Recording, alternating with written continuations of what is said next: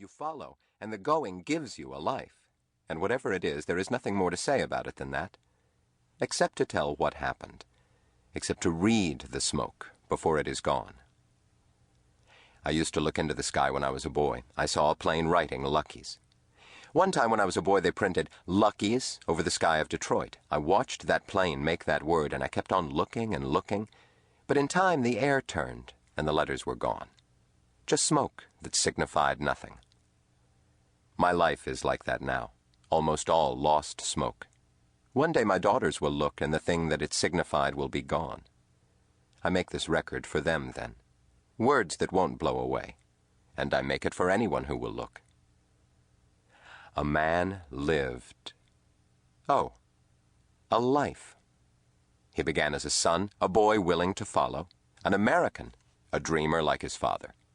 One summer afternoon in Detroit, that boy looked into the sky and saw an airplane write Luckies.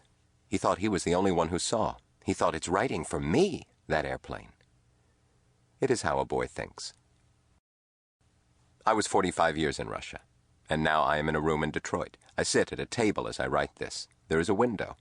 The table stands against the window. But I cannot see the sky from where I sit. I don't want to.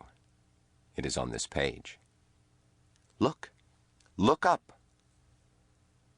I am writing this for my daughters. I am writing this for everyone. Will you be the only one who sees? Part 1. The Boy Who Went Out. From Ironwood Street to Spets Corpus. 1. It is like two potatoes, my life. What has happened to me, that I live at all, is like a second potato found in the snow, crazily revealed there, dropped warm and heavy from a birch, resting there on the lid of the snow. That is how it is, my life.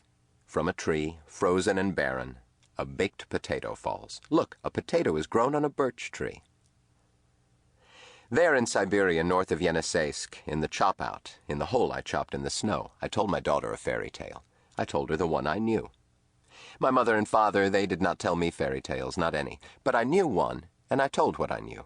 And Galina told the ones that she knew, and together, my wife and I, we kept on telling that baby stories to keep the cold back, and the hunger, too. My wife and I, we took that child against us and held her very hard, and told whatever we knew. When that baby was cold, we told about Cinderella. When that baby was hungry, we told about Cinderella. But that baby was always cold and always hungry. And we always told about Cinderella, and then about Cinderella all over again. My baby, my firstborn, my Svetlana, lived in that chop-out 1 year. My baby lived 1 year in that cold. When she could talk, Sveta would say, "Story, Papa," and fix me with her eyes. But she did not have to say it for me to know. Now was when I had to take her against me and begin again. Once upon a time there was a beautiful girl. I could tell. When the cold in her was too much and the hunger in her was blazing, dear God, I could always tell. Once upon a time there was a beautiful girl, and her name was Cinderella. But then it did not work any more, and I could tell that too. It was then that I thought to tell about America. I had not wanted to think about America, but I began. Once upon a time, there was a place called America. "Tell America, Papa," my child would say when she could talk. I told about Detroit. In America there is a beautiful city, and it is called Detroit. There are buildings there, and houses, and people with fine clothes, and it is always very warm there.